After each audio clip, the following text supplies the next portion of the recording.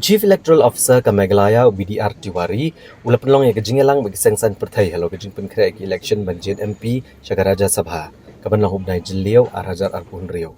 Kani kejingelang galong namar baga samoi treka mu MP bamenta kan sakotno haga basiteng jong ubnai jeliau. Kat kum kapor balabot ki election commission kari ga notification kan mi ya sitrek jeliau kasngi bakaddo bantap kerteng kan long pratrek jeliau kajing bisyar ki kot kisla kan long ka kandai trek jeliau ba kasngi bakaddo ban bank kerteng kan dai ka kat terik ujeliau. Ya kesini tak vote lapan bet haka kat pra terik ujeliau nado kapor kendai bejemen step do saw beje Iamir.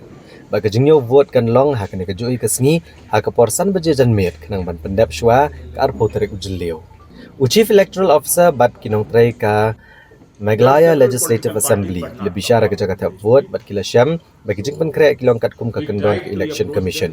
Hagi ne kejing yalang lapan syai syaki sengsan partai panggi kot kisla badon kam kat kum ka form 2C ka affidavit ka form arpun rio ka pisa security deficit bat kibai dai kat kum hukum jong yang syari Supreme Court ban pesuto pat ba yaki criminal antecedents jong ki kertong halor kurkom tak vote la pensyai benia ek open ballot voting kat kum Representation of People's Act haga baki MLA ki bedi khot jong sangsan pertai di ban penia ka vote tang syaki authorized agent lajong kat baki MLA klem sengpat lakhang persya ban penia ka vote joki hangno Shosho la pentip ru halor ka Special Intensive Revision SIR haga jela haga ba katenat kala kloy ban pentrekam yak irol ke badan mentar rengkat bakatop nong tap vote jong ka senam arhajar san kat kum ki kendon barok kinong shok shong ke India ki baladap kat senam kerta kidan ka hok berlong kinong tap vote baki dei ban penbiang yak epic bat ki kot kisla ke badan kam kinong mi khmat na kisangsan pertai ko muba pir rentatiang na ke HSPDP ke Anzi e sangman ke BJP bat ba donwar na ke NPP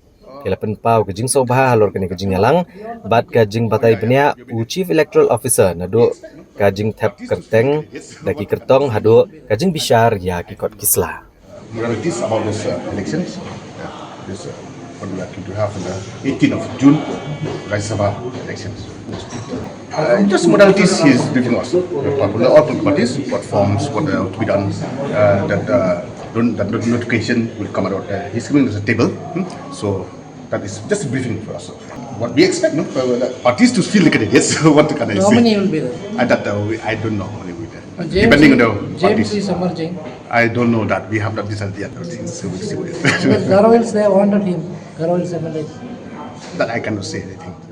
There are several political parties, but not all in the state. So we tried to approach them even over phone also, but since due to some preoccupation and other, especially due to the preoccupation, so they are not been able to attend. But we already issued notice to all the political parties to attend this.